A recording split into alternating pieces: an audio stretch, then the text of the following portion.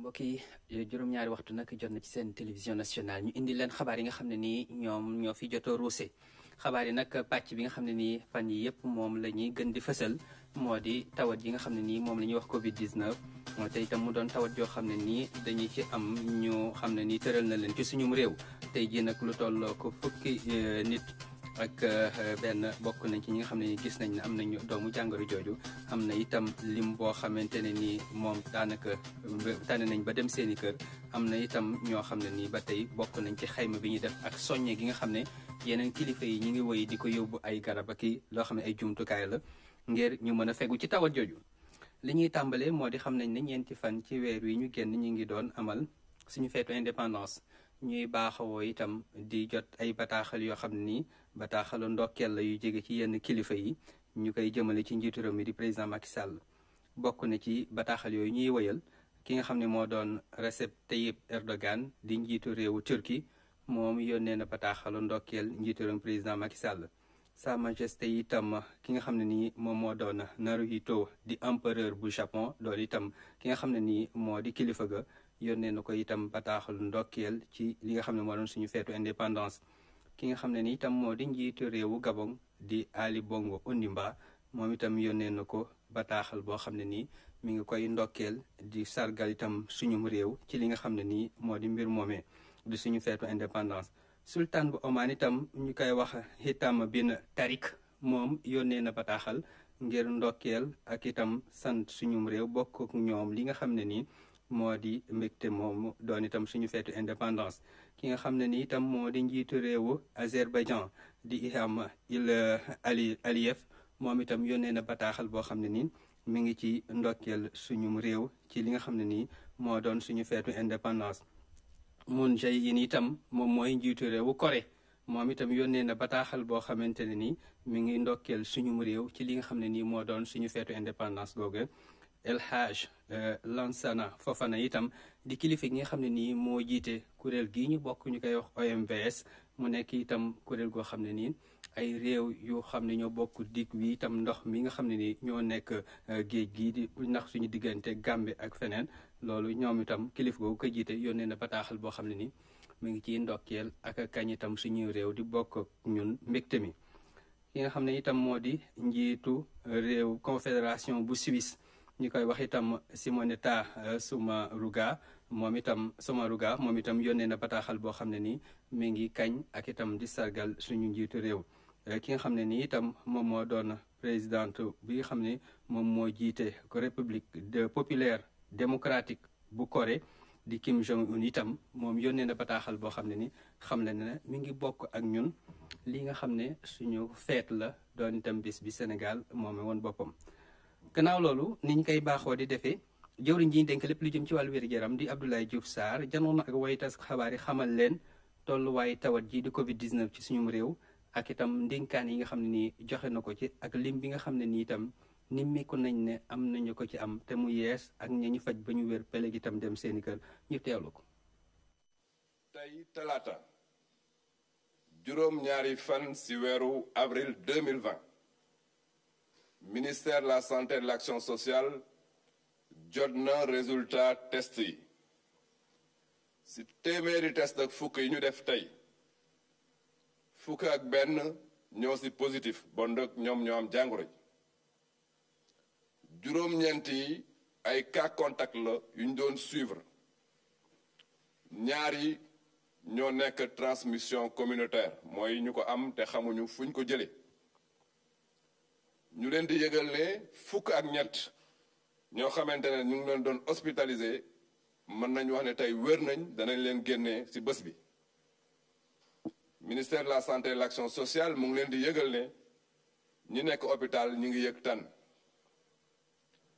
ba mu commencé ak léegi mën nañ jàpp ne ñaar téeméer ak fanweer ak juróom-ñaar i cas moom la Sénégal déclaré boobu ak léegi. ci ñaar téeméer fanweer ak juróom-ñaar yooyu téeméer ak juróom wér nañ ci ñaar génn nañ ci àdduna kenn ki évacué nañ ko bon dëkk fi ñuy wax ak yéen téeméer ak ñaar fukk ak juróom-ñeent ñoo nekk hôpital ñu leen di faj ñu yëgal leen tam ne démb comité national de gestion des épidémies mooy kuréel gi xamante ne moom moo yor xeexu Covid 19 bi daje nañ démb ñu tënk ñaar bu njëkk bi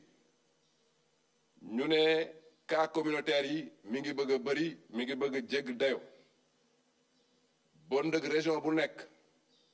gouverneur bi mooy diriger comité régional bi xamante ne moom moo yor xeex bi ñu ngi leen di ñaan ku nekk nga am taxawaay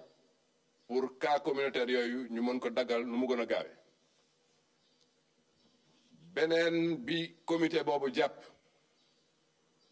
mooy ci wàllu transfert u dépouille yi mooy ñi xamante ne dañoo faatu bitim réew ñu war leen mën a indi denc leen ci seen réew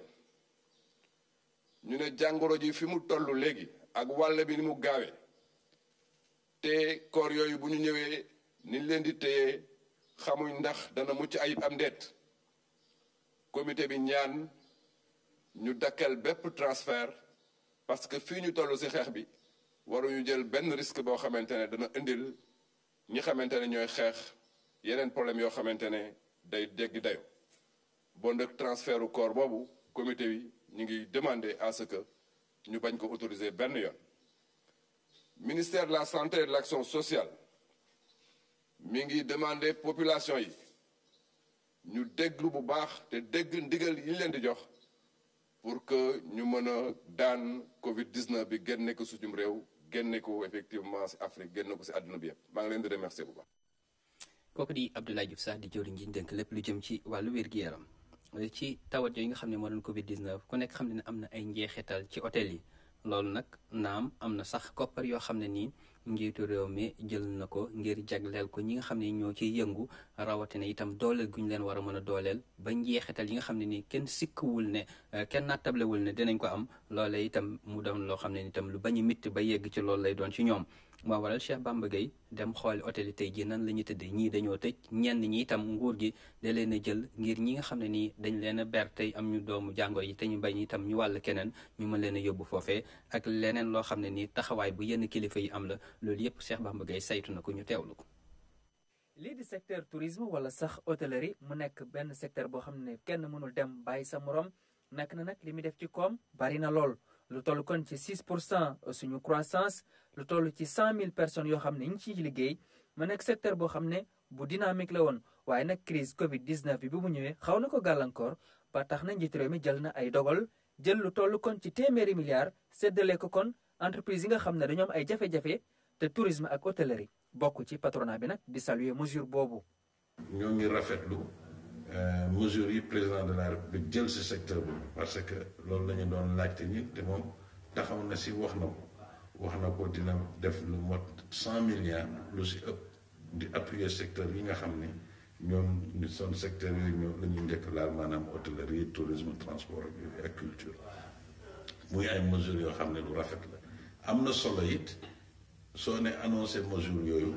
am na solo comme li ma gis ñoom ministre kii nga xam ne moo yore ndox nekk ak électricité ñoom Makhtar Cissé ak ñoom kii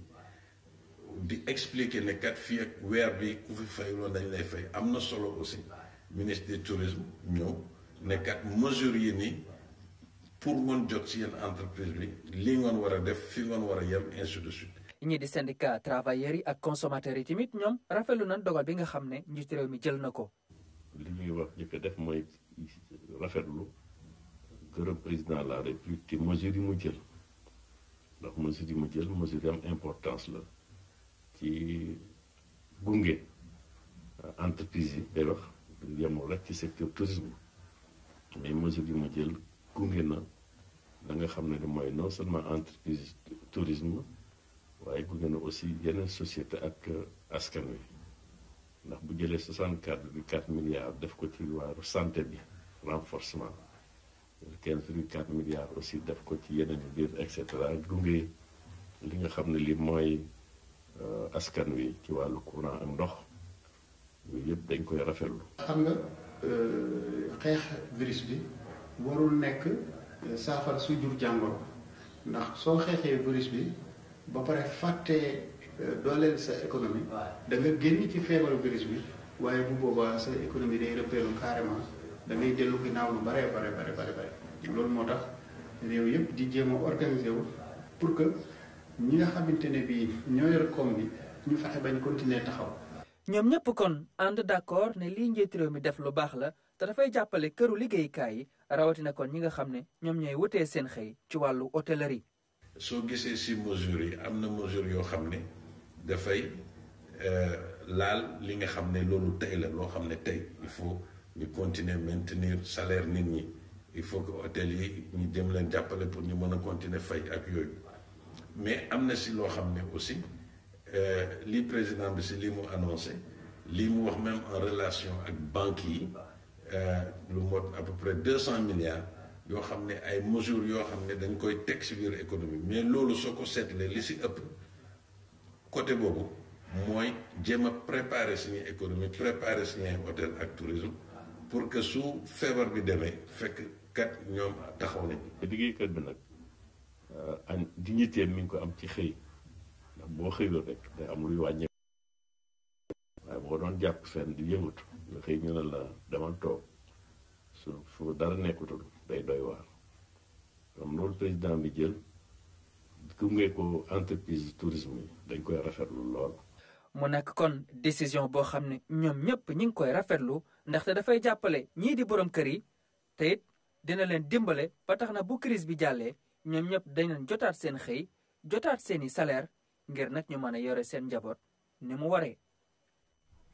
jërëjëf Cheikh Bamba Gueye gannaaw loolu nga xam ne ni moo soxal wàllu hôtel yi dañuy dem itam ci tool yi ndax ku nekk xam ne ni tolluwaay yi nga xam ne itam tawat ji indi na ko ak léeg-léeg itam daanaka ñàkk xëy gi nga xam ne léeg-léeg ñenn ñi dañuy mën a dem ñàkk koo xëy ba topp tool itam seen tool ak lañ ci war a am ci meññeent ak lañ ci war a am itam mu doon lu ñuy góob mbaa lu ñuy deqi de doon na loo xam ne nii am na ci ay njeexital moo waral nag CNCR doon kuréel gi nga xam ne nii dafa boot ay baykat di saytu lépp loo xam ne itam moo doon daanaka la soxal wàllu mbéy meeg wàllu tool yi gàncax gi ñoom itam ñu ne li nga xam ne ni moo doon xalaatu nguur gi ñoom am nañ ci itam ay xalaat gannaaw bañ ko rafetloo Lamine Touré moo demoon seeti leen. ñi nga xam ne ñooy baykat yi ci réew mi seen taxawaay am na solo ci wàllu suxali koom-koomu Sénégal waaye tey ji secteur bi am na gàllankoor gannaaw ba li nga xam ne mooy coronavirus bi duggee ci réew mi. bu ñu béyee ba pare jàllar bi mbéy mi dañ ko war a jaay mu àgg ci nit ñi te béréb fi ñu war a jaayee yépp ay marché la ci ñun ci àll bi nag luuma la ñu am mooy marché bés bu ay bu ne léegi loolu amatul ñaareel ba oto yi mënuñoo daw guddi te ñun xam nga ne jën dafa am ay gox rek yu mu am légumes yi dafa am ay gox yi nga xam ne foofu la bëri kon nag ñuy sori région Kolda Tamba Kédougou ñoom dañu am jafe-jafe te comme mbir mi dafa bettee fi mu ne la nit yi di xalaat naka la ñuy def am na ñi nga xam ne ñu ngi uti oto pour di indi produit yi mu jegee nit ñi et cetera ñu ngi ci jéem bi waaye dana metti ba tax na njiitu réew mi jox ay tegtal jëwriñ bi yor mbay mi ngir dimbale secteur bi ñoom nag ñu xamle ne bu dee li nga xam ne mooy assistance alimentaire nar na am nañu bàyyi xel bu baax a baax li nga xam ne produit yi ñuy bàyyi fii ci Sénégal. moo tax yaakaar naa ne président ne dina jàppale ci wàllu boobu bon ci biir loolu nag jàppale bi nga xam ne moo gën a rafet mooy yi ñuy jàppale ak ñuy jàppale bokk déggin bokk nas bu loolu amee rek day yomb kon nag gannaaw nguur gi jël na xalaat boobu di gën a rafet man léegi mooy ñu bokk ak ñun ak ñeneen yi ñu xam lan fan naka ngir lan ñaareel bi mooy bu fekkee ne teelu ñoo taawal jumtukaay ak pexe yi ñuy def ngir mun a lijjante nawet buy ñëw du baax. ngir yokku taxawaayu acteurs yi ci xeex li nga xam ne mooy coronavirus bi ñi bokk ci CNCR di ñaax nguur gi ngir mu bàyyi xel demb ak dikk bi ñi nga xam ne baykat yi. jërëjëf Lamine salon yi nga xam ne itam moo doon yenn barab yi soxna yi faral di leetoo ak defar seen bopp ak fi nga xam ne itam moom la ñuy faral di watoo ñi nga xam ne itam ñoo doon góor ñi. salon yooyu day ku nekk xam ne itam dafa am mbooloo mu fa doon faral di daje ak li nga xam ne itam moo doon fegu ak moytu gi ñuy moytu tawat yi am na tere gu ñu tere woon yenn barab yi ñuy dajaloo Fatou Diouf nag demoon na seeti salon yooyu xam ne daal ci fa ñuy lettoo moom mel na ni tëj nañu waaye nag fa nga xam ne nii fa la ñuy faral di watoo am na ci ñu ci tijji waaye naam am na nag daanaka matuwaay yoo xam ne ni ña ngay sàmmonte ak ñoom loolu yëpp nag Fatou Diouf ma demoon seeti leen moo ciy gën a mën a indi ay leeral ñu teewlu ko. mbas mi di Covid-19 moo ko waral laata liggéey bi di tàmbali dañuy raxas seeni loxo ba mu set fomp ba mu wow door a mën a diwoo gel hydroalcoolique bii watkat bi nii la koy defee saa su ne donte jël nañu ay ndogal ngir tëj ci salon de coiffure yi moom mi ngi wéy di ubbi ay buntam ngir client yi. boo seetee rek gars yi da lay wóolu ak man xam naa ma gars yi yëpp wóolu ma sama client yi saa yu ñëwee fii xam nga damay gis sama lépp dama koy nettoyé lépp waaw wala ñu dugg dama leen defal alcool kii saabu ak javel ba ñu jógee ma defal bu doon bu formé ba defal alcool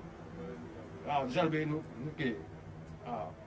wat boppam ci ñaari ayu bés yu nekk mbaax la ci pap mi jamono ji ñu digle ñëpp toog seen kër terewu ko dem ci watkatam bi kóolite bu wér ca wóor la am ci moom. sama xarit la gis naa ni ku nit la quoi day respecté mesure yi bon ma ñëwee daf ma njëkk a jox ma raxasu gis nga ko bon ma raxasu ma pare mu jox ma serpère ma fomp tu vois voilà bi ma toogee avant muy commencé joxaan na ma gel aussi ma raxas samay loxo. donc loolu rek comportement boobu mu def loolu la am sama kër ak feneen fu mu mënti nekk loolu laay def. te Sacré-Cœur salon de coiffure yu góor yi rek tijji benn mètre bi ñu dégle ci seen diggante clients yi jëfewuñu ko waaye ñu ngi sàmmook yeneen mesures d'hygiène yi. moment wat damay am nañu gel bi dañuy jël raxasu dañuy raxasu d'abord bu mu set ba suñu loxo yi set après ñu jël gel bi raxasu buñ paree tamit wat nit ki après ñu raxasuwaat. noonu lañ nekkee fii quoi. voilà def tamit masque voilà. liggéey bi dafa tàggatémbe ci jamono yi ñu ci bëri ci seen kër yi lañ leen di fekk ngir wat leen. xaw na wàññeeku moom wàññeeku na daal wàññeeku na parce que client yi lu ñu dégg xam nga mbedd beeg yooyu noonu moo waral man des fois damay def déplacement man des fois ñoom ñooy kii ñëw gaare ñu watu. ca Liberté 6 Sacré-Cœur Sicap Bourguiba ak zone B salon de coiffure yu jigéen ñi yëpp a tëj mu doon lu am solo ci jamono ji ñuy xeex mbas mi di coronavirus Covid-19. jërëjëf Fatou dañuy dem ci fi nga xam ne ni itam moom moo doon bëcc saalum réew mi ndax fi nga xam ne moo doon Sédhiou ak Bounkiling fa ki doon itam Kaltoum Gueye demoon na seeti na ana nan la ñuy itam mooy tawat jooju ak yan matuwaay lañ jël ak nan la ñuy mën a fexe ba fegu ci loolee nag mel na ni jëwriñ ji nga xam ne moom lañ dénk lépp lu jëm ci wàllu cosaan ak aada nekk itam meeru Sédhiou moom Abdoulaye Diop am na ay jumtukaay yu mu leen indil ci wàllu wér-gu-yaram ak wàllu itam fexe ba cet gi mën a doon loo xam ne loolu law foofu lay doon ñu teewlu ci Kaltoum Gueye. ay siwo yu ñuy raxasee loxo saabu ak li nga xamante ne moom moo di eau de javel ak lii di ndundu ngir nag jàppale lii di département yi nekk fii ci Sédhiou lu ni mel nag dafa gën a ñëw dooleel li nga xamante ni moom lañ doon def. il faut dire que avant frontière bi di tëj au niveau de Sénoba defoon nañ fa système boo xam ne kuy ñëw di voyager di nga fa raxasu àllale comme au retour mais aussi ñu mën a détecter sa température pour xool ndax am na lu la dal ndax sa yaram tàng na. bi frontière bi tëjee aussi système boobu ñu ngi ko toujours mettre en place mais terewul ci yeneen point de passage yi nga xam ne c'est des points de passage non officiels te nit ñi di fa jaar fexe nañu ak force de sécurité ak de défense pour tenir ces postes là ba nga xam ne nit ñi duñ fa mën a jaar di dugg mais terewul bu léegi am na ñuy essayer mais quand même dispositif bi ñu mettre en place yaakaar nañ ne dinañu permettre ñu mën a surveiller la frontière. ngir nag surveillance bi daal di gën a am njëriñ ñi nga xamante ni ñoom ñoo di askan wi ñoom dañ ci dugal seen loxo. aussi am nañu ay cas ay émigrés yoo xam ne ñu ngi dellu si te loolu dañuy féliciter population yi parce que à chaque fois ñoom ñoo ñuy woo pour wax ñu ne gis nañu ku dëkk bërëb sàngam ku ñibbi si mais à chaque fois bu amee donc dañ koy mettre en rapport avec le médecin chef du district mu waxtaan ak ñoom maintenant bu jaree ñoom ñu déplacé wu def ay test mais ñu ngi sant yàlla boobu ba léegi am nañ ci ay cas yu ñu signalé mais à chaque fois bu ñu defee test yi dafay négatif donc loolu ñu ngi ciy sant yàlla bu baax te ñaan mu continuer incha allah. fexe ba dem beeg dikk bi wàññeeku baax a baax nag bokk na ci li mën a saafara li nga xamante ne moom moo di jàngoro ji lee ki nga xamante ni moom moo di jëwriñ biñ dénk wàllum communication nag mi ngi wax ni lii di facilité yi maanaam autorisation yi la dañ ko war a wàññi ci ni mu gën a tuutee. am na ay buntu yu ñu doon duggee ñu tëj mais am na ay zone de contournement moo tax vigilance bi dañ ko war a yokk si zone yooyu te nit yi war na xam ne tey àdduna situation bu nekk nit ñëpp la bett te suñu nekkee tey Bounkiling ba tey yàlla suturaal ñu dañ mën a suturaal suñu mbokk si respecté consigne yoo xam ne gouvernement jox na ko commandement jox nañ ko ak lépp loo xam ne mun nañ ko def pour mun a aar suñu bopp d'abord mun a aar suñu réew waxtaan naa tam ci déplacement parce que ñaari risque moo am soo nekkee zone frontalière maanaam mooy ñoo xam ne dinañ dugg si zone de contournement yooyu ak ñeneen ñi doomu réew mi ñoo xam ne ñu ngi génn si dëkk bi di dem di ñëw ñooñu tam dañu war a réduire loolu ndax loolu yëpp facteur ay risque la yoo xam ne war nañ ko réduire si ay autorisation yu joxe nit. Boona nag nekk dëkk boo xamante ni dafa am frontière ak Gambie bañ fa yeggee nag gisuñu kenn koo xamante ni nag yaa ngi fa nekk di def say activité muy wane rek ni tëjum frontière bi moom daat na am filé waaye nag kii di Abdoulaye Diop mi ngi gën a ñaax nit ñi ci li nga xamante ni moom moo di surveillance bi ndax rek mooy tax kenn ku nekk daal di mën a aaru ci bile feebar. jërëjëf Kaltoum Gueye ci wàllu fegu ci tawat jooju itam moo waral daara ju mag ji ñu dippee professeur Cheikh Anta Diop te mu nekk fii ci Ndakaaru ñoom ña fa nekk itam dajale lañ am muy néew ak a bari daal di koy toppatoo li nga xam ne nii moo doon ay litres yoo xam ne itam daanaka la ñuy jëfandikoo la ngir raxas seeni loxo ngir itam gën a mën a sàmmonte ak cet googu loolee nag lim boobee nga xam ne nii jël nañ ko ak loole nga xam ne itam ay jumtukaay la ak matuwaay jébbal nañ ko njëwriñ ji ñu dénk lépp lu jëm ci wàllu wér-gu-yaram ci teewaayu Saliou Seck la ak François Seck. moom la ñuy waxtaanee ci bés bi yëpp li nga xam ne nii moom mooy Covid 19 nag mën nañoo wax ne sax daa jaxase programme télévision yi waaye tamit rajo yi. dañoo changé suñu programme yëpp chamboulé ko yëpp suñu édition spéciale coronavirus la émission yi coronavirus la matinal bi ñuy def spécial la mooy chaque jour dañuy yow 7 heures du matin ba 9 heures def matinal en wolof te langue boobu Sénégal yëpp dégg nañ ko. suñu programme yëpp a changé fajar ba guddi am na émission yoo xam dañ leen a dindi def émission buy wax ci wàllu coronavirus ñaaxaate beeg di fàttali nit ñi li nga xam ne moo leen war ci moytu jàngoro bi mu dal leen moytu ko mu law ci réew mi. ñi nekk nag ci rajo yi waaye tamit ci télévision yi léegi li ñuy def mooy fexe ba ñeex askan wi ci matukaay yi nga xam ne ni war nañ koo jël ngir xeex feebar bu pon bi ci loolu nag ci émission yi nga xam ne amoon na fi am na yeneen émission yoo xam ne ni dugal nañ ko ci. émission yëpp dañ koy def di sensibiliser matinal bi nga xam ne maa koy def ak Yolande toujours dañuy sensibiliser commencement ba keroog muy jeex Doudou Mbaye bu ñëwee ak émission Teranga Sénégal day teg musique day naxanteeg nit ñi waaye day sensibiliser Babacar bu ñëwee et cetera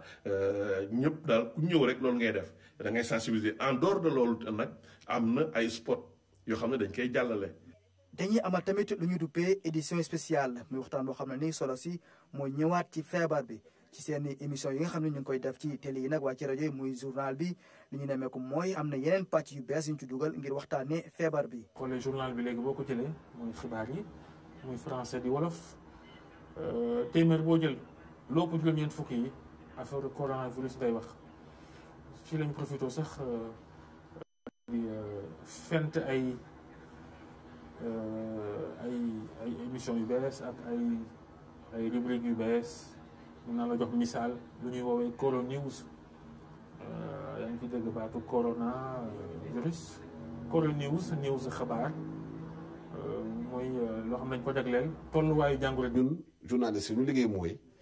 invité spécialiste yi nga xamante ne ñoom seen xam-xam màcc ci mbirum feebar ñu expliquer population bi ñu moytu indi ñi nga xamante ne xamuñu feebar yi xamuñ ci dara dañ ci bëgg profité di wane seen bopp dugg ci télé dugg ci rajo di wax fekk xamuñ ci dara lañ ci wax fekk sax ñëw journaliste bi xëy na gënuñu la xam feebar bi moo tax nga war a jox wax parole bi ki nga xamante ne moom moo xam parce que feebar bi feebar ordinaire feebar bu garaaw la te bu ñu tollee fii yaakaar naa ne war nañu mën a delloo suñu xel ci suñu mbirum liggéey information bu ñu joxe fekk nañ ko vérifier waat ko recouper waat ko ba xam lan la balaa laata ñu koy joxe parce que suñu responsabilité ñu en tant que homme de média dafa garaaw ci moment bi ak surtout information bi mu sensible. ñu nekk ci ëttu taskaayu xibaar yi nag ñoom jël nañ matukaay yëpp ngir fexe ba feebar bi du law loolu war a sax am na ñoo xam ne nii ñëwatuñ ci bërëbu liggéeykaay yi. émission yi léegi dañ koy doxalee neneen fu ñu daan dalalee nit ci studio bi dañ koy bàyyi léegi téléphone lañ koy defee émission yi nga xam ne dafa am ay chroniqueurs aussi dañuy enregistré chroniques yi teg ko yenn saa yi nga gis ñoo xam ne dañ leen ne sax ñu arrêté mais dootuñu def direct mais dinañuy enregistré ñëw ñu diffuser ko. lii nag mooy wane ne ñi nga xam ne ñoom ñooy taskatu xibaar yi ñoom ñi ngi amal liggéey bu am solo di ñaax askan wi ci matukaay yi nga xam ne war nañ ko jël ngir jàmmaarloo ak feebar bon bi nga xam ne ñu ko duppee Covid-19. jërëjëf Saliou Seck ñi ngi la doon xaar ci li nga xam ne ni moo doon ay jumtukaay yu waa université jagleel njëwriñ ji ñu dénk lépp lu jëm ci wàllu wér-gu-yaram waaye la ñu indil léegi mooy li nga xam ne nii moo doon taxawaay suñu nattango yi di yëngatu ci wàllu kër taskatu xabaar yi ci ni ñuy itam amale si ak joyante seen ab liggéey ngir dëppale ko ak li nga xam ne nii moo doon tawat ji ñëpp bokk di xeex ñu gis ci itam suñu nattango yi bokk ci yenn kër way teg xabaar yooyu. kon Saliou Seck ba tey du ñu tàggoo ak yow ndax niñ ko doon waxee ni ki sànq demoon nga itam ànd ak François Seck ci université bu Ndakaaru ndax ñoom am na ay jumtukaay yoo xam ne jagal nañ ko njëwriñ ji ñu dénk lépp lu jëm ci wàllu wér-gu-yaram mu nekk ci wàllu toppatoo wàllu cet gi ak itam setal li nga xam ne moo doon seeni loxo ak seeni barab ngir gën a mën a xeex tawat jooju ñu teewli ci Saliou Seck. jumtukaay yi nag lu ko tax a jóg mooy fexe ba askan wi mën a raxas li nga xam ne mooy seen loxo du am doomu jàngoro ji gel yi nag ñu ko defar moom mooy ndongo yi nekk ci ESP ci département chimie biologie appliquée lii nag mooy pàcc bu njëkk ci pàcc yu bëri yi nga xam ne nii ñii di waa université muy daara yi kaw yi nar nañ ko def ngir jàppale nguur gi ci xeex coronavirus. la ñëw tey indi fii ay 1000 bouteilles gel hydroalcoolique mi nga xam ne bokk na ci matuwaay yi nga xam ne moom la ñuy jëfandikoo pour li ñuy wax prévention. ay gel hydroalcoolique la ci nga xam ne am na ci yu nga xam ne ci butéel bu toll nii lañ nekk am na ci nga xam ne ci butéelu 20 litres lañ nekk mën nañ defal tamit ay butéelu 2 litres mbaa 5 litres tey ñu ngi mën nañ defar 3 litres lu gel hydroalcoolique lii benn ay pexe la yu nga xam ne ñu ngi ko ci indi ministre bi jël na ci fond bi Covid bi dina leen ci jàppale pour 100 millions université ñu xool naka la ñuy jàppalante pour que loolu mun a sotti. ndongo yi nag nar nañoo defar lu ñu duppee respirateur ak distributeur automatique muy jumtukaay yu am solo ci xeex coronavirus lii nag mooy wane ne daara yu kaw yi ñoom pare nañ ngir jàppale nguur gi ci wàllu gëstu waaye tamit ci wàllu yeesal seen xam-xam ngir fexe ba askan wi am jumtukaay yu mucc ayib ngir ñu xeex coronavirus. loolu yëpp day wane ne mën nañu donc ne alhamdulilah suñu université ak suñuy chercheurs yi parce que mbir am na ñu ñëw dugal seen loxo wane ne. li ñuy liggéey mën nañ ko appliquer ci secteur bi ñu nekk ñu ngi leen ci remercier bu baax président tam joxe na ndigal pour que experts yëpp ak borom xam-xam yi universitaires yi ak scientifiques yi événement bi ñu capitaliser ko lu ñuy wax capitalisation mooy ñu teg benn observatoire boo xamante ne danañu mën a xalaat pour tirer ay leçons pour mën a xool fan la ñu jëm ak bu ñu fa yeggee itam naka la ñuy comporté woo. lëkkaloo bi nag am ci diggante ñaari jëwriñ nag dina tax bañ taxawal fi lu ñu duppee observatoire multidisciplinaire solo si nag mooy fexe ba boole lépp loo xam ne nii am nañ ko ci wàllu xam-xam ngir mën a xeex li nga xam ne nii moom mooy Covid-19. jërëjëf Saliou Seck kon loolu doon pàcc bi nga xam ne nii moom la ñu jagleel tey jii tawat jooju nga xam ne moo doon Covid-19. Ndakaaru mel na ni mi ngi gën di noyyi xar kanam itam di gën di yanj ndax am na ay barab yoo xam ne naatal nañ yi itam gën leen a taaral tool ni marino fa nekk gën ko itam fexe ba seetal la fa nekk yëpp ngir ba xam ne itam xool ci boppam ak gis bi ci boppam gën a neex ci gëtu nit ñi loolee nag njëriñ ji ñu dénk lépp lu jëm ci wàllu itam cet gi ak li nga xam ne itam moo doon jooyanti yenn barab yi moo ci ànd ak i ñoñam Issa Thioro Gueye itam dem na xool yenn barab yi nga xam ne ni tey jii naat nañ gën a itam yànj. ku jëmbat cet dangay am dund gu neex te wér moment bi nga xamante ne nañuy xeexe lii di coronavirus fleur yi dafa ñëw fàttal ñu loolu rond-point OMVS nañu nekk en face ex-école normale espace bi def na 6000 mètres carrés nekk na giratoire bi gën a rëy ci région de Dakar fii nag ñu gis ne génie sénégalais dafa wanewaat boppam ci collaboration boo xamante ne ki ko initié mooy ministère de l'hygiène publique ànd ceeg ville de Dakar ak benn association boo xamante ne ñoo defar li ni mel ci diirëb 15 jours ak équipe bu direction des paysages urbains ñu transformé lieu yi nag.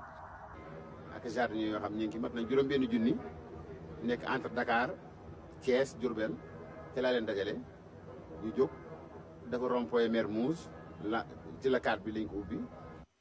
108 espaces yu ñu war a mën a aménager loolu mooy objectifu ministère hygiène publique bi nga xamante ne bi mu réceptionné rond-point yu OMVS dem na réceptionné rond-point bi nekk ci pont wu Hann ak Sacré-Cœur mu nekk mbégte mu rëy ci ville Dakar bi nga xamante ne mi ngi woote pour ñu def entretien bu baax ci réalisation yi. place bi boo ko defaree ba mu rafet te amuloo ku koy entretenir aussi day yàquwaat rek def nañ ko fi defaat nañ ko fi mu yàqu waaye bii yoon yaakaar naa ne Dakar ville propre ak Sénégal zéro déchet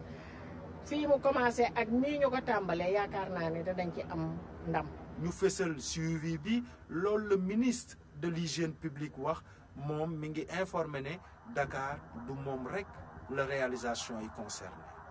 ñu yéene mooy bu ñu noppee fii ñu continuer di law boobu wëral ko Sénégal yëpp waaye li am solo mooy collaboration bi ànd ak ñoom ñi nga xam ne seen métier lañ bëgg nañ ko fonk nañ seen métier bu ko defee ñu koy toppal dañuy wax ne Sénégal lu bëri defar rond-point jafewul boo amee moyen am nit yu ko mën waaye li gën a am solo mooy pas-pas bi ak organisation bi nga xam ne mooy tax nga def suivi bi foo toll rek di mën a xam fan la toll ñu koy nettoyer di dindi suuf si di ko aar ba mala yi duñ fi dugg ak yu demee noonu. def fépp ci Sénégal ay espace yu ñu aménagé loolu défi bu rëy la ci weer yi di ñëw en attendant ñu mën a admirer li nga xamante ne mooy rond-point yi ñu réceptionné fii ci Dakar loolu dañuy fàttali cet gi ñu war a mën a àndal pour nekk ci jàmm.